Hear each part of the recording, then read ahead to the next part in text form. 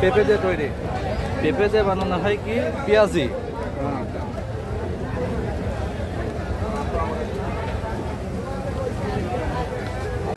দর্শক, আমরা এখন আছি বগুড়ার নন্দীগ্রাম উপজেলার ওমরপুর হাট, একটা বিখ্যাত একটা হাট ওমরপুর হাট।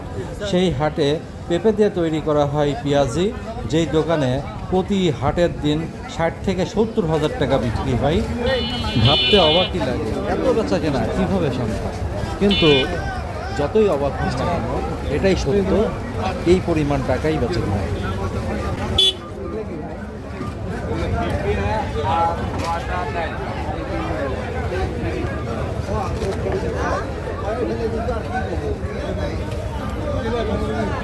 দর্শক, এই হাটের ভিতরে এসে আমরা এখন এই বিখ্যাত মাখা যেটা এটা খাচ্ছি, দেখি কেমন লাগে।